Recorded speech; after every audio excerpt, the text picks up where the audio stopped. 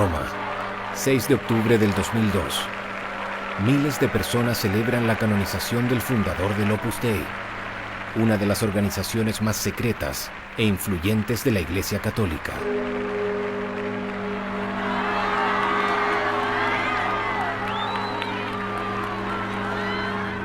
José María Escrivá de Balaguer, sacerdote español, acaba de ser proclamado santo. La época en que la obra era calificada de santa mafia o de secta ha llegado a su fin. Nadie parece recordar sus lazos con el franquismo ni con las dictaduras de América Latina. El padre. 4 rosarios, 10 euros. 4 por 10. En Chile, Joaquín Lavín es uno de los pocos políticos que confiesa públicamente su pertenencia a la obra. Este padre de 7 hijos, economista neoliberal, ha sido en 2 oportunidades el candidato presidencial de la derecha dura. El Opus Dei dice querer santificar el mundo. Sin embargo, con frecuencia la obra es percibida como un lobby conservador que infiltra las altas esferas de poder.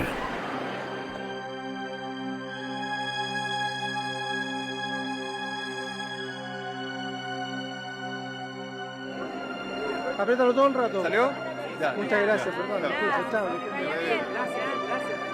¿Y la Asunción?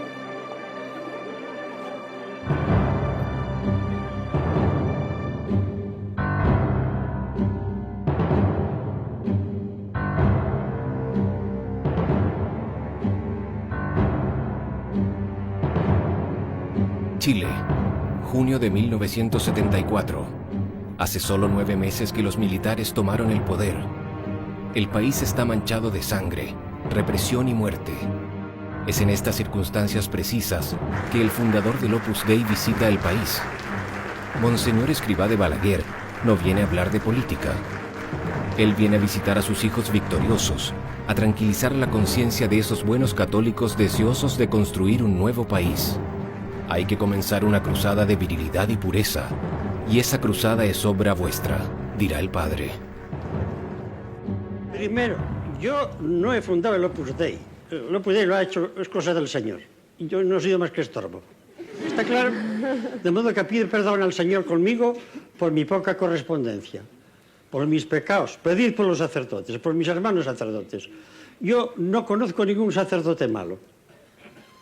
Pero la realidad es que el mundo está muy revuelto. Escrivá permanece 11 días en Chile. Todas sus reuniones se realizan a puertas cerradas y terminan con una oración por las nuevas autoridades legítimas, es decir, Augusto Pinochet, autoproclamado presidente de la Junta, a escasos días antes de la llegada de Monseñor. Más de 30 años han pasado desde la visita del fundador a Chile. El Vaticano le concedió el estatuto jurídico de prelatura personal de la Iglesia Católica. Pero aún así, la obra continúa rodeada de secretos. En Santiago, es un rumor el que nos lleva a este edificio en obras. Al parecer, el Opus Dei estaría construyendo su nueva prelatura.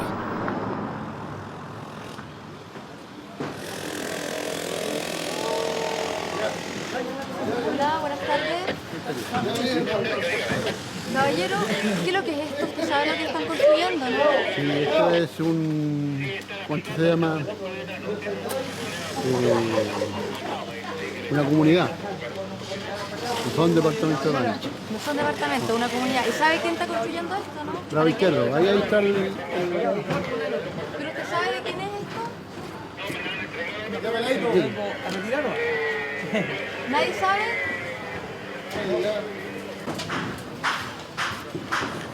La nueva prelatura del Opus Dei no pertenece al Opus Dei. Es una sociedad anónima. Oficialmente la obra no posee ningún bien en Chile. La obra sería una institución pobre, solo rica de sus hijos. Todas sus empresas apostólicas, los colegios, institutos, centros de formación, pertenecen a sus miembros, cuya identidad no revelan. Quizá la tierra hay muchos hombres diciendo yo tengo la verdad, pero la verdad de una fuerza la palabra de Dios. Yo no he venido a predicar la religión. Buenos días, caballero. Buenos días. ¿Usted sabe lo que es el Opus Dei? No tengo ni idea. ¿Has escuchado hablar? Sí, creo que es una religión, pero de ahí nada más. El Opus Dei es una fuerza diabólica que rige la tierra. Mientras el hombre no se rija por los 10 mandamientos que dejara Jehová y los cumpliera Jesucristo, ahí está la verdad. La extrema derecha de la Iglesia Católica. ¿Y sabe algo más? No me interesa. Escribá la que fue cómplice de la dictadura de Franco. Hizo persecuciones religiosas, incluso a los curas vascos, olvídese. A los curas catalanes, olvídese, y a algunos curas de acá también. Entonces, con ese caballero, ni a misa.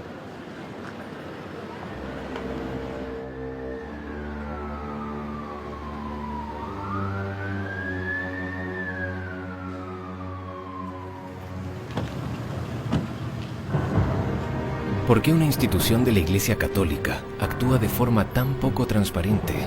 ¿Por qué genera tanta hostilidad? ¿Quiénes son los miembros del Opus Dei?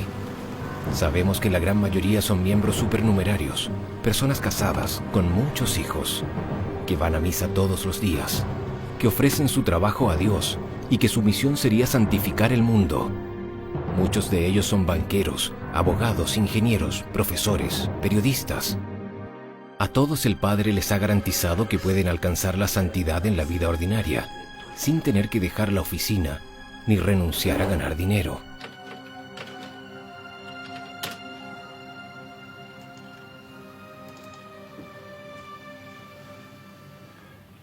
Así que, ya Claudio, yo creo que cualquier católico tiene que buscar la santidad.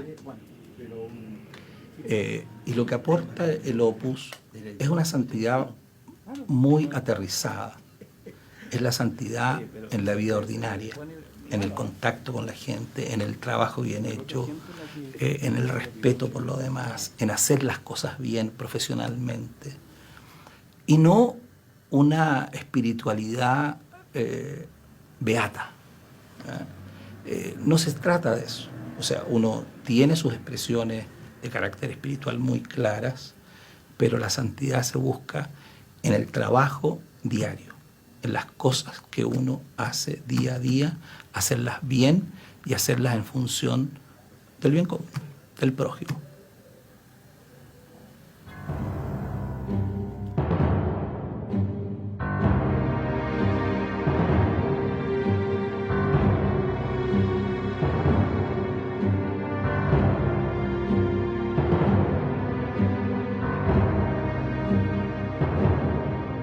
Benjamín.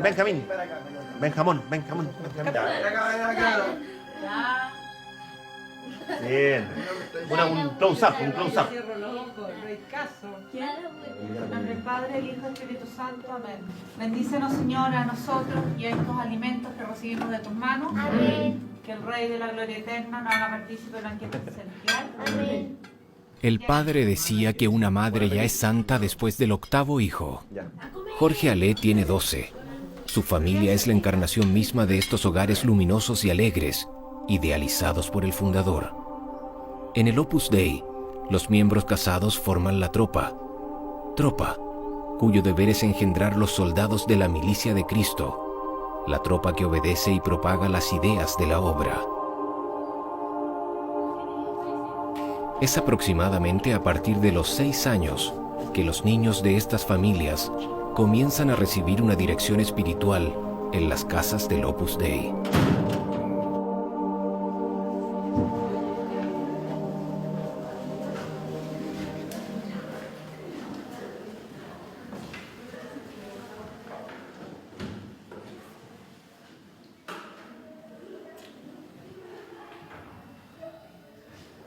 Siempre cuando venimos los martes que nos toca a nosotros, hacemos unas charlas que nos enseñan cómo ser mejor, cómo ayudar al prójimo, a las demás personas y para poder llegar al cielo, bien. Y una vez al mes, los martes, una vez al mes en vez de charla tenemos meditación, como una charla con el Padre. Quiero ser profesora y tener harto hijos. Y también quiero ser del Opus Dei. Yo quiero también ser numeraria, pero no sé si Dios me llama. ¿Y ustedes saben lo que es una numeraria? Sí. ¿Qué es lo que es? Una persona que Dios la llama a que se entregue. Es casi una monjita, pero menos sacrificado. Y que vive en una casa común y corriente, con un oratorio, y no se pueden casar tampoco. Y también es de la obra, Opus Dei. Y también en el Opus Dei hay supernumeraria, que son personas casadas que son del Opus Dei. ¿Ustedes rezan en la noche? Sí. ¿Y por qué piden?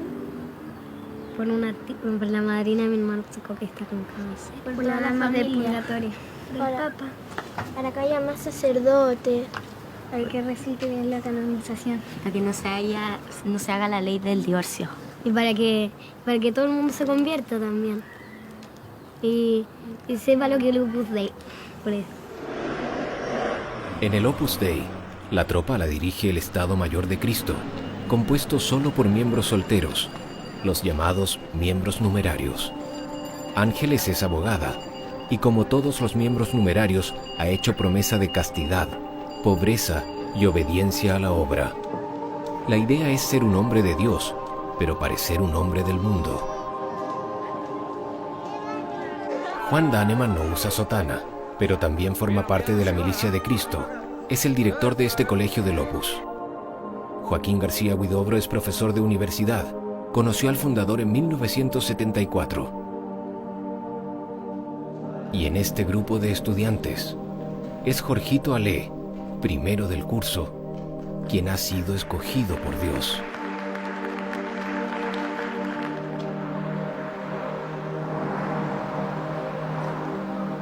En todo el mundo, los numerarios y sacerdotes de la obra viven en casas comunes y corrientes. Es aquí, a puertas cerradas, que el Opus Dei realiza la mayor parte de sus actividades de formación y dirección espiritual.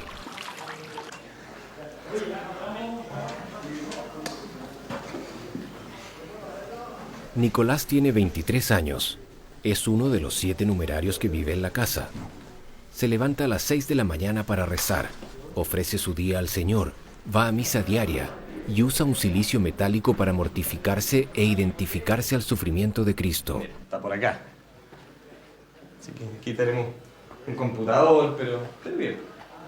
Mi pieza, nada tan espectacular, pero decente por lo menos, con hartos libros. Vamos. ¡Oh, Cristóbal! Emoción máxima. La misión de Nicolás es acercar a Dios a los adolescentes que frecuentan su casa. Todos los años, el 19 de marzo, entrega una lista con el nombre de los jóvenes susceptibles a hacerse numerarios. Los sábados, Nicolás acompaña a su tropa para enseñar el catecismo en los barrios populares y así propagar las ideas de la obra. Respecto de este tema, el padre precisa: al apostolado vas a someterte, a anonadarte, no a imponer tu criterio personal.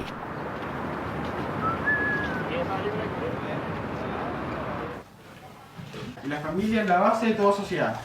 Si se destruye la familia, se va a terminar destruyendo la sociedad. ¿Ya? Entonces ese es el gran problema que tiene el divorcio y por eso nosotros tenemos que rezar mucho para que esta ley de divorcio no se apruebe. ¿Ya? Bien. Eso, entonces vamos a dictar un poco ahora. ¿Ya? Ya. Entonces el hijo tiene obligaciones con el padre, como son el darle amor, ¿ya? Serles obedientes, porque ellos representan a Dios en la tierra, ¿ya? Bueno, y después también este mandamiento implica el obedecer a la autoridad legítima, ¿ya? ¿Por qué? Porque todos los poderes terrenales legítimos también han sido dados por Dios. Los ciudadanos tienen que obedecer las leyes y todos los principios de la autoridad, siempre que sean justas. Justas significan que no vayan contra las leyes de la iglesia, ¿ya? Ya, respetar a los abuelos, respetar a los tíos, respetar al carabinero, también cuarto mandamiento. Cuando sean chiquillos más grandes, en vez de ir a tirarle piedra a los carabineros, no hay que tirarle piedra, porque eso va contra el cuarto mandamiento, que hay que respetar el orden público. Y respetar la iglesia, respetar al sacerdote, hablar bien del sacerdote.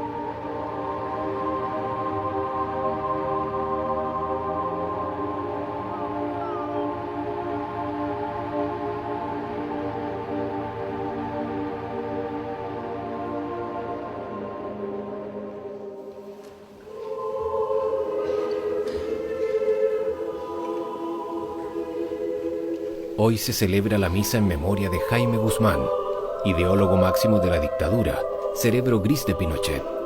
Jaime Guzmán, un ferviente católico, admirador de Franco, fue el creador de la UDI, el partido de extrema derecha católica al cual pertenece Joaquín Lavín. La misa fue organizada por este hombre, Gonzalo Rojas Sánchez, historiador, miembro numerario del Opus Dei, fanático defensor de la dictadura, director honorario de la Fundación Pinochet. Para muchos chilenos, los herederos de Pinochet integrantes de la UDI y el Opus Dei estarían estrechamente ligados. El Opus Dei dice no tener fines políticos, pero hay visiblemente una contradicción entre lo que pretenden y lo que la sociedad percibe.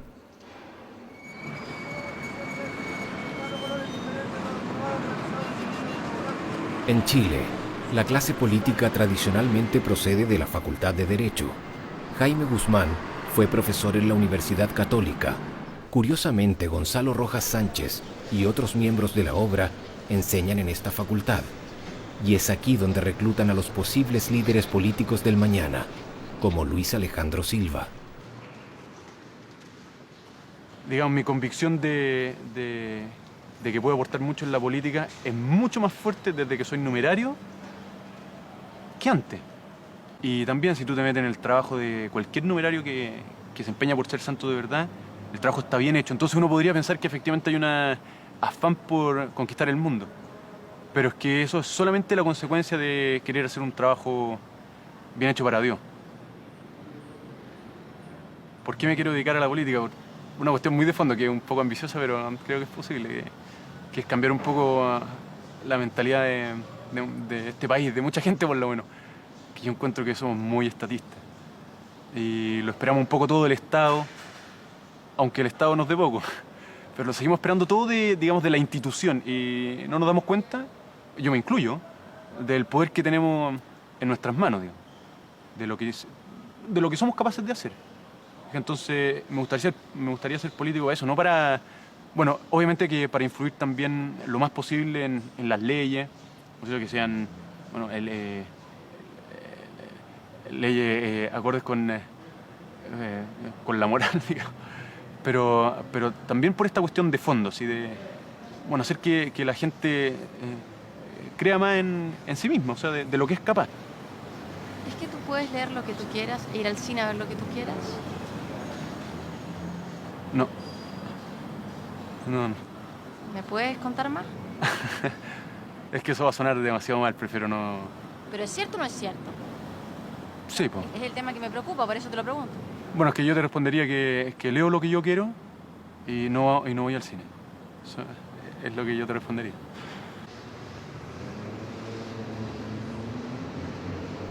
Luis Alejandro no puede leer todo lo que quiera. Como sucede con todos los numerarios, la obra ejerce un estricto control de sus lecturas, correspondencia, gastos, salidas. Al cabo de 5 años, deberá incluso firmar un testamento a favor de la obra.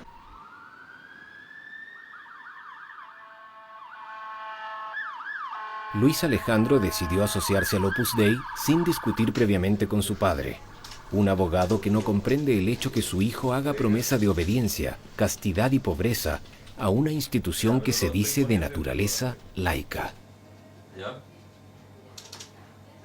Cuando él se metió a los Opus, yo le mandé una carta en que pueden haber resúmenes de todas estas cosas, una carta bastante larga, en la que yo le daba todas mis razones, que se las había dado verbalmente, pero quería dejarlas por escrito. Y lo único que le pedí es que no se la mostrara a nadie del Opus. Le dije, no se la vaya a mostrar, pensando en el Cura Ibáñez, que es impresionante, inteligente. Y yo dije, o sea, a mí me saca a duelo el padre Ibáñez, y sacamos los dos las espadas, y en 2 toques me tiene contra la pared. O sea, yo con él, le dije, con él yo no voy a debatir. Porque yo tengo una prerrogativa, le dije, yo tengo un derecho que nadie tiene. soy tu padre. Y ese derecho lo voy a ejercer. Y aquí está, este es mi testimonio. Pero esto no es para debatir con el Opus, porque el Opus me revienta. O sea, son gente muy preparada, son gente estudiosa, son gente realmente de una capacidad intelectual superior al normal, si eso no cabe duda. Prueba de ello es la organización que tienen, cómo lo han hecho, las cosas que logran. O sea, son realmente fuera de serie. Entonces yo con eso fuera de serie no entro al debate porque salgo derrotado. Y yo en general cuando entro a pelear con alguien es porque quiero ganar.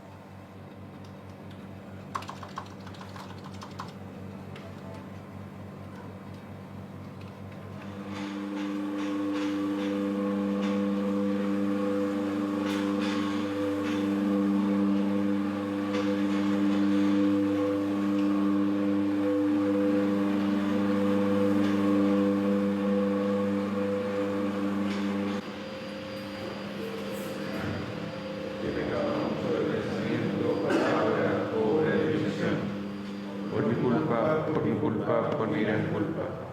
Por eso ruego a Santa María, siempre Virgen, a los ángeles, a los santos y a vosotros, hermanos, que intercedáis por mí ante Dios, a nuestro Señor.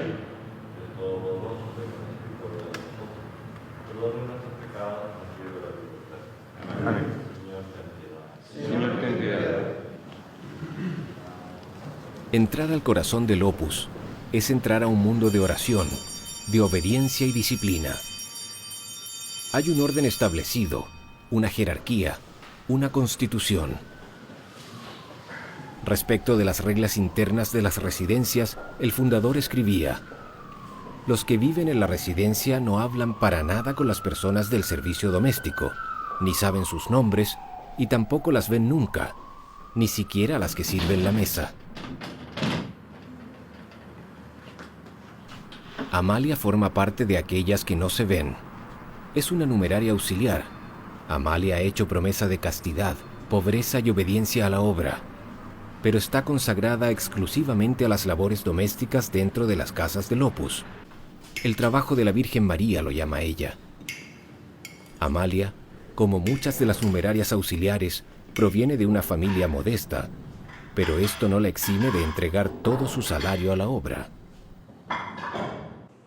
¿Qué quiero de la vida? Que mucha gente se acerque a Dios y se salve. ¿Qué crees tú que se necesita para salvarse? Creer en Dios, evidentemente vivir los mandamientos y vivir en gracia de Dios. Nada más. ¿Y para ser santo, tú quieres ser santo? Sí, quiero ser santa. Pienso que es para lo que Dios me ha llamado.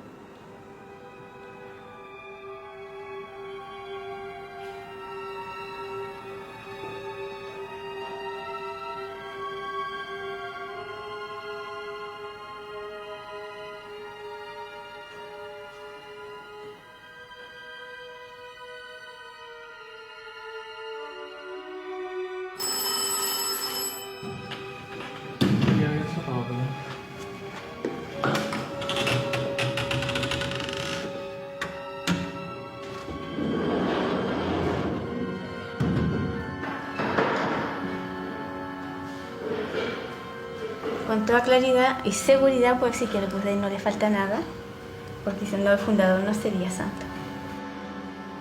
La fundación del Opus Dei se acabó cuando el fundador se murió. De ahí nosotros vivimos solo fielmente lo que el fundador del Opus Dei dejó dicho, hecho y escrito, y no se nos pasa por la cabeza cambiar nada. Lo que sí, cambiar yo.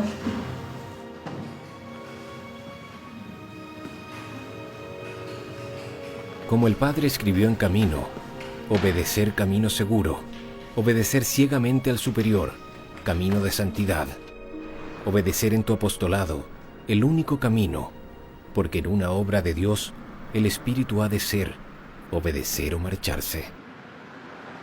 El Opus Dei dice que para entrar al Opus la puerta es pequeña, que no es fácil, pero que para salir están grandes y abiertas. En la práctica, numerosos testimonios de ex miembros de la obra cuentan que han sufrido una gran presión psicológica y espiritual para evitar que dejen la institución.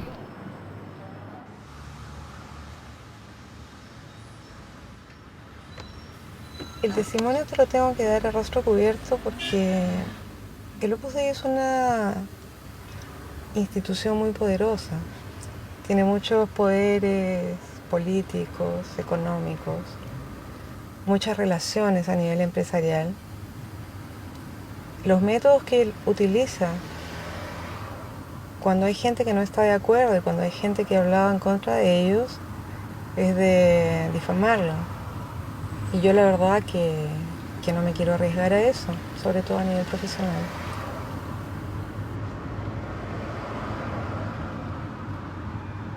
Al comienzo, los primeros años, yo creo que fui feliz dentro del Opus Dei. Dentro de una especie de castillo de cristal en el que vives. Pero cuando tú te haces numeraria, te comprometes de por vida a muchas cosas que no sabes, que nadie te ha dicho. Es como firmar un cheque en blanco. Desde que ingresas, y sin que te des cuenta, el Opus te va moldeando, ¿no? Te van lavando el cerebro paulatinamente. Y si hay cosas con las que no estás de acuerdo, siempre la equivocada eres tú. Porque dentro del concepto del Opus Dei, la obra es perfecta porque es obra de Dios.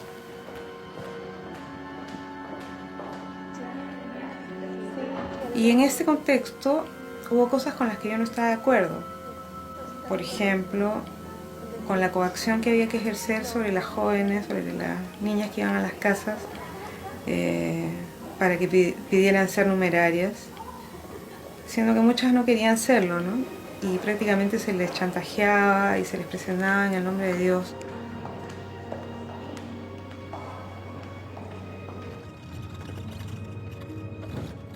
No estaba de acuerdo y no estoy de acuerdo, por supuesto, ahora. Es con esta casi vida de esclavitud que viven las numerarias auxiliares. Y este concepto que tienen el Opus Dei de que no hay que sacar a nadie de su sitio, ¿no? O sea, si tú naciste obrera, te tienes que morir obrera. Ellos dicen que es ahí donde Dios te quiere, ¿no? Y había que preguntarse si es donde Dios te quiere o si es donde a ellos les conviene.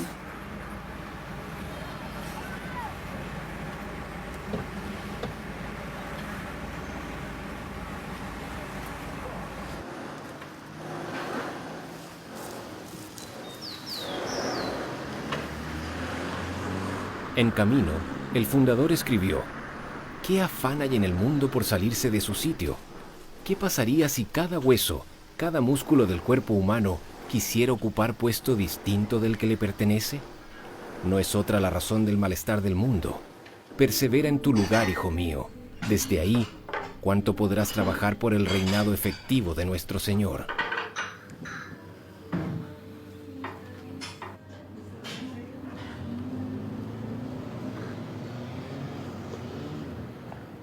Bueno, yo entré a trabajar acá a los 18 años y venía saliendo del colegio recién, entonces tenía toda la ilusión de volver a estudiar, de seguir estudiando. Pero aquí, como están los niños chicos todavía, la señora Carolina me dijo que no, que más adelante. No me dijo que no, me dijo que podía ser, pero más adelante, cuando los niños estuvieran más grandes. Entonces ahí, cuando había que iba pasando el tiempo, yo le iba recordando y así momentos, hasta que de repente salió que estaba esta Fontanar, que pertenece al Opus Dei también, que estaban dando curso de capacitación. Entonces empecé yo a ir a clase los días miércoles a capacitación. Bueno, aparte de hacer cosas ricas, pasteles, tortas, queques, todas esas cositas ricas, aprendí el amor al trabajo, el amor a la familia y el amor a Dios. El amor a los demás, aprender a hacer las cosas bien, aprender a hacer las cosas con cariño para los demás. Eso aprendí en Fontanar.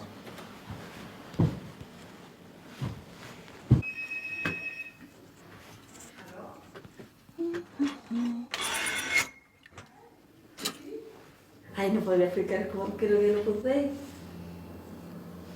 Una espiritualidad, pues, es decir, una forma de enfrentar la vida, de sentirse hijos de Dios y de la mano de Él ir siguiendo un poco lo que nos enseñó Monseñor Escrivá de Balaguer.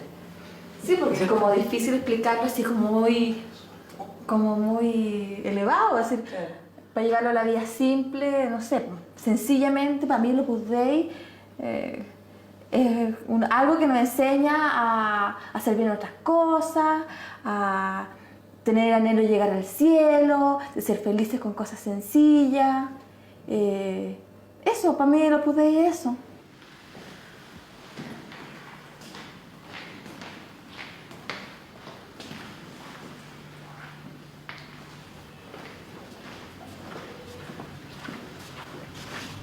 Esto es Fontanar, el centro de formación del Opus Dei en que Mónica hizo sus estudios. En muchos lugares del mundo, la obra tiene estas escuelas de hotelería y cocina. La idea es formar buenos empleados y propagar el mensaje de la obra, la santificación a través del trabajo ordinario.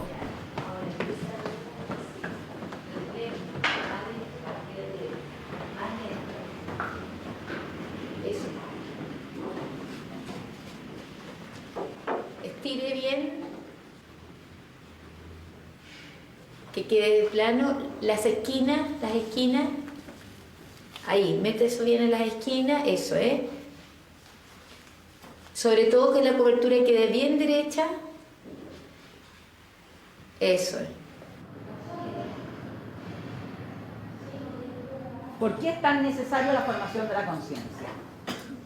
Porque si yo no tengo formada la conciencia, puedo actuar de cualquier modo, ¿verdad? Y caer en ese término que decíamos antes y que vimos también en el hombre light, del relativismo, ¿cierto? Que todo da igual, todo da lo mismo y todo vale, ¿cierto? Para que no caigamos en ese error, entonces formamos la conciencia. Entonces es una ciencia práctica, porque aplicamos la norma.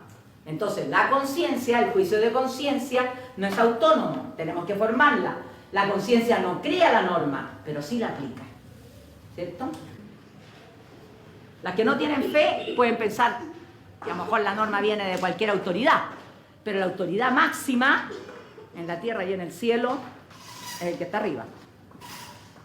Porque nos guste o no nos guste, es el que Él lleva los hilos de nuestra vida, ¿cierto? Entonces la conciencia se llama verdadera cuando se ajusta a la norma moral objetiva. ¿Dada por quién? Dada por Dios.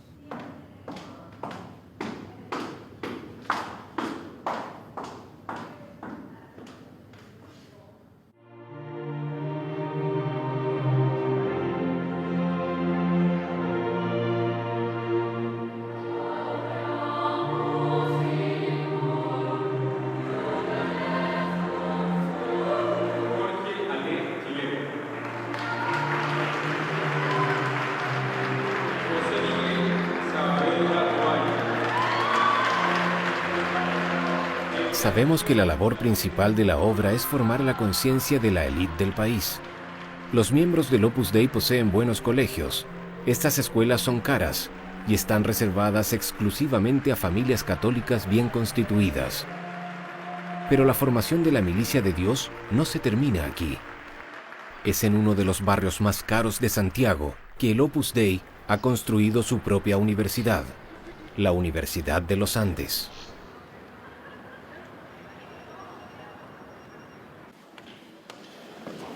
Joaquín García Huidobro es miembro numerario y doctor en filosofía. Como la mayoría de los profesores que enseñan en esta universidad, ha pasado por Navarra, la Universidad del Opus Dei en España. Aquí podemos notar el sello del Opus Dei en esta biblioteca, en varias cosas. En primer lugar, lo más visible es que está limpia. El cuidado de las cosas pequeñas, los detalles están bien terminados. ¿Qué más?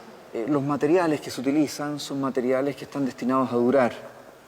La gente que ha colaborado en este proyecto sabe que en 300 años más, que en 400 años más, queremos que esta biblioteca siga funcionando. Esta biblioteca ha costado más de $10 millones. Es el orgullo del Opus Dei. Pretende ser una de las más grandes de América del Sur. Esto será en superficie, pues el catálogo es reducido. Autores conflictivos como Henry Miller o el teólogo Hans Kung no se encuentran, pero se pueden consultar las obras completas de Augusto Pinochet. En el caso del Opus Dei no hay nada que pueda llamarse censura, aparte de que la palabra encuentro yo que está en gran parte contaminada actualmente. Lo que hay son unas medidas mínimas de prudencia en la formación intelectual de los fieles. Yo leí en mis tiempos de escolares y luego universitarios cuánta cosa me caía en las manos. Y yo sé el efecto que produjo en mí Nietzsche, por ejemplo. Y cuánto me costó quitármelo de encima y poder analizarlo. Yo no le recomiendo a nadie que tenga que pasar por las que pasé yo y sudar tinta, ¿verdad? Para formar mi pensamiento a partir de un conglomerado de lecturas desordenadas. Creo que tengo elementos especiales para apreciar lo que es un orden en las lecturas, justamente porque yo padecí en carne propia lo contrario.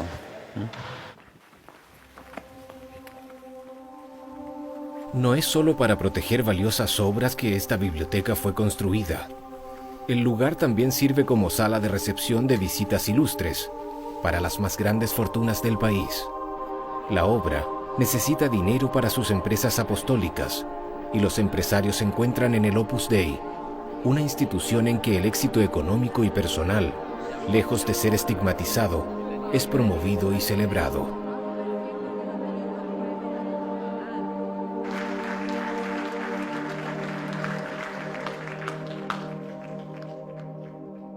También es la universidad un lugar privilegiado para realizar una reflexión sobre la empresa. Esta reflexión, ayuda a explicar al resto de la sociedad en qué consiste la tarea del empresario y por qué resulta imprescindible y beneficiosa. Entre las características de los países subdesarrollados no solo se encuentra el analfabetismo, la desnutrición o la falta de tecnología. Una de las señales más notorias del subdesarrollo consiste en no saber valorar el aporte de las empresas y los empresarios.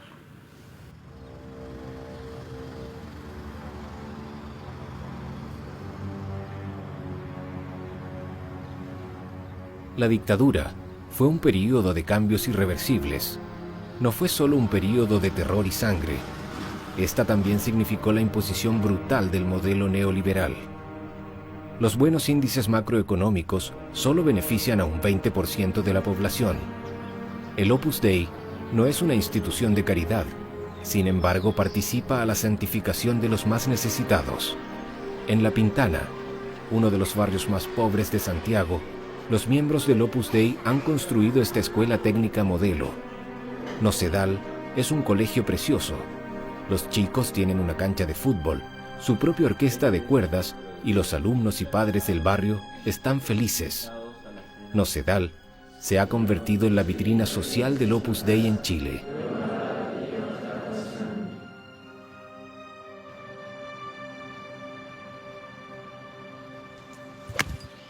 Vamos. De mis ganancias, cuando provienen de este caballero, de cliente de este caballero, tengo que pasárselas a Nocedal. Pero con gusto, voluntariamente. ¿No? Voluntariamente. O sea, ¿qué interés busca un empresario cuando ayuda a Nocedal? En primer lugar, tener trabajadores que estén mejor dispuestos, con mejor disposición de ánimo, con una comprensión mayor de lo que es la sociedad. Y en segundo término, que ellos contribuyan a la armonía social. O sea, cuando uno tiene trabajadores que no están conscientes de su rol como personas, como ciudadanos, evidentemente va a crear gente que no está consciente, conforme, y eso trae como consecuencia una mayor nivel de conflictibilidad.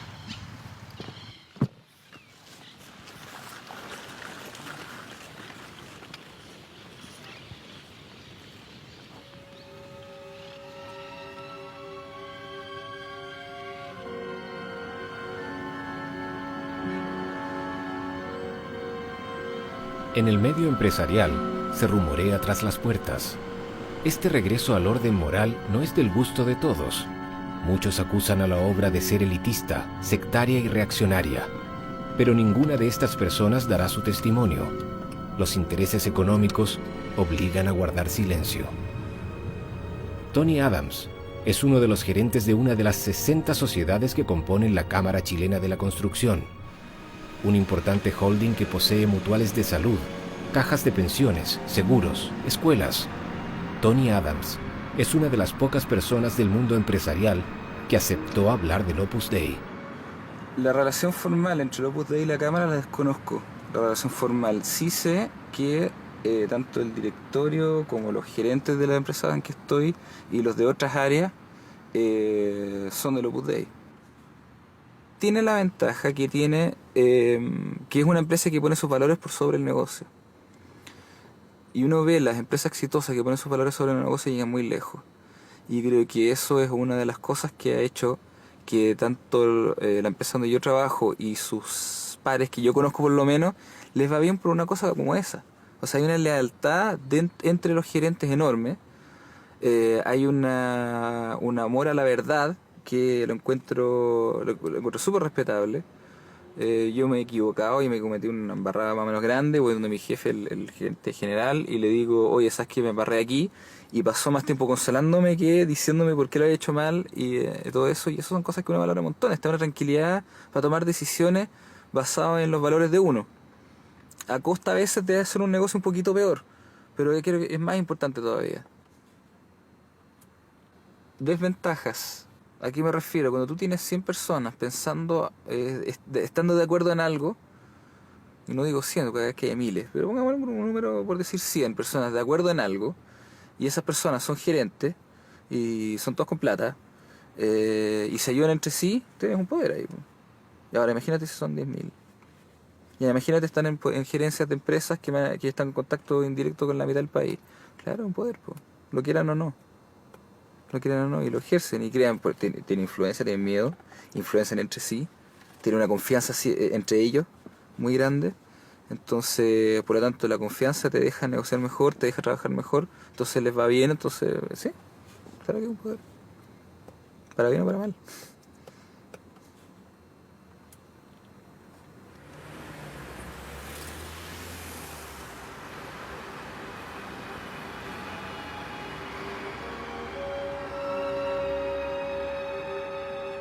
No es fruto del azar si encontramos muchos empresarios y ejecutivos ligados a la obra. Es en 1958, en España, que el Opus Dei decide crear el IS, su primera escuela de negocios destinada a los altos empresarios. Rafael Termes, numerario y uno de los fundadores de esta escuela, escribía que el capitalismo había sido casi revelado por Dios.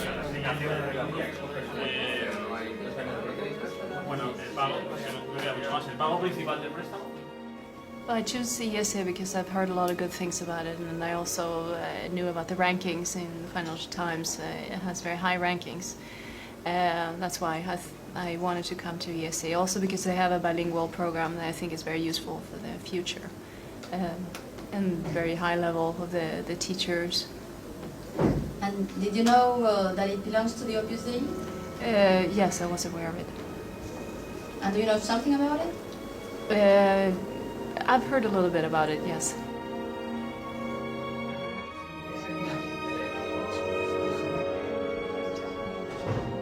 Para que funcione bien un mercado, necesita haber un nivel ético alto entre los agentes económicos, porque si no, lo que llaman los costes de transacción son tan altos que dificultan las transacciones comerciales.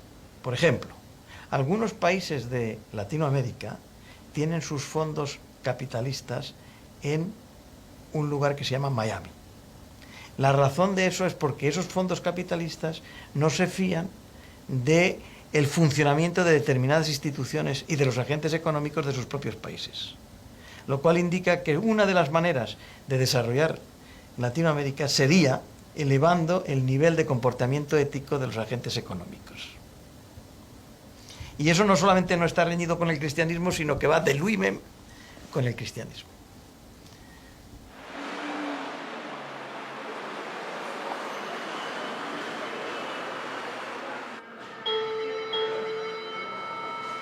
El Opus Dei nació en 1928, en los comienzos de la Guerra Civil Española, y crece y se expande bajo el régimen franquista.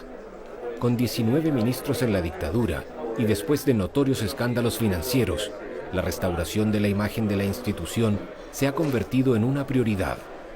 Esta mañana, el Opus organiza una conferencia de prensa para estrenar un DVD del santo. Padre, yo soy profesor universitario y con muchos católicos trabajamos mucho tiempo para conseguir la libertad de enseñanza. Y yo te diré que el tema que has tocado no es político, es religioso. Si fuera político yo no hablaría porque no digo más que tonterías si hablara de política.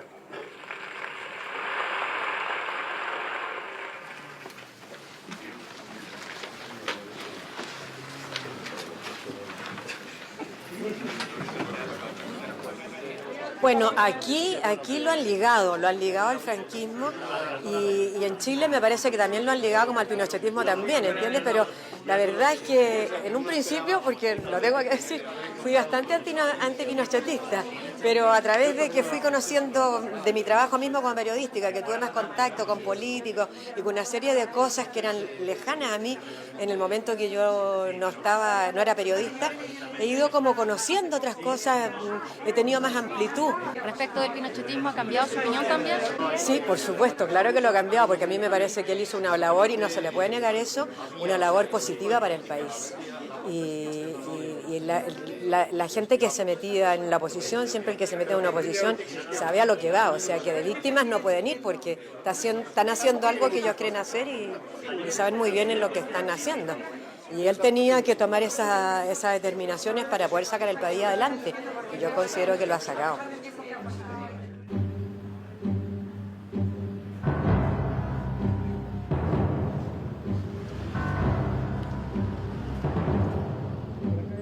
Orlando Poblete, rector de la Universidad Los Andes, fue secretario general de Pinochet. Pero en la universidad no se habla de política, se evita cualquier conflicto. Y si el profesor Pin en Madrid sugiere elevar el comportamiento ético de los agentes locales, en la Escuela de Negocios de esta universidad se dan seminarios para invertir el dinero en el extranjero, con una alta rentabilidad y sin pagar tantos impuestos. Y uno de los profesores fue Fernando Maturana, banquero chileno, implicado en el lavado de dinero del cartel de Juárez y en las cuentas secretas de Pinochet. Yo no conozco a ningún sindicalista del Opus. No conozco a nadie que esté en una posición importante en los sindicatos obreros de todo el mundo. No conozco a nadie que esté en una asociación, digamos, de filósofos, de teólogos. No hay ni un solo teólogo digno de tal nombre en el Opus, ¿no? Entonces, ¿dónde tienen su fuerza? En la posición de poder. En la posición de poder, suma de poder político y de dinero, que donde es el sitio ideal son las dictaduras, claro, evidentemente. La historia de Pinochet es bastante clara. ¿Cómo este tío puede haber amasado tanto dinero en silencio de los demás? Pues en ese silencio estaban los señores del Opus también. Como estaban en los bancos del Opus. La clave del Opus es siempre el secreto, como todas las organizaciones sectarias. Nunca contar la verdad, nunca contar los datos, solo hablar de principios. Y bueno, lo que pasa es que con eso no consiguen nada, porque los periodistas se aburren. Establecer el verdadero poder económico del Opus Dei es imposible, porque la organización se esconde bajo una nebulosa de fundaciones y sociedades anónimas.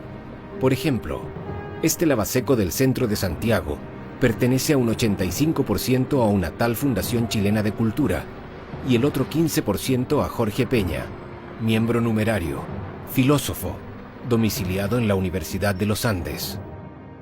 Y el dinero del Opus no es el único tema sensible. Es que son importantes para ti los valores republicanos.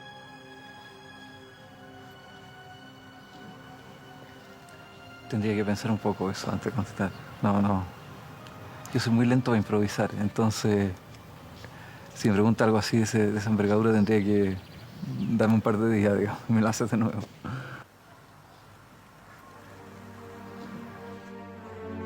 El fundamentalismo no obedece a las leyes de la República, sino a las de Dios. En el Opus Dei es la palabra del fundador que está por sobre todo, El padre ha dicho, el padre lo quiere. Ese es el argumento que justifica todo tipo de orden o de decisión.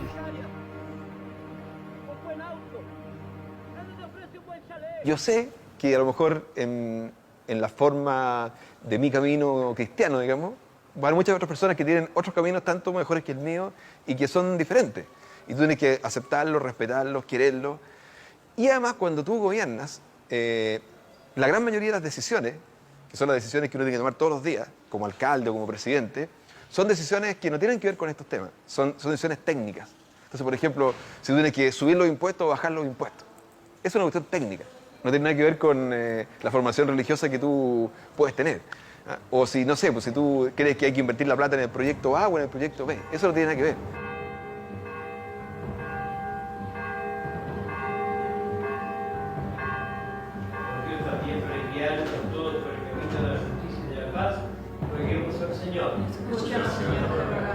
No sabemos si Lavín se somete a las normas del padre, aunque con seguridad es un economista ultraliberal que obedece a las leyes del mercado.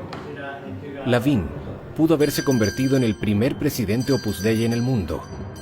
En todo caso, la obra no necesita a Joaquín Lavín para cumplir su misión. Con cerca de 90.000 miembros repartidos en más de 80 países, el Opus Dei es sin duda uno de los movimientos más poderosos de la Iglesia Católica.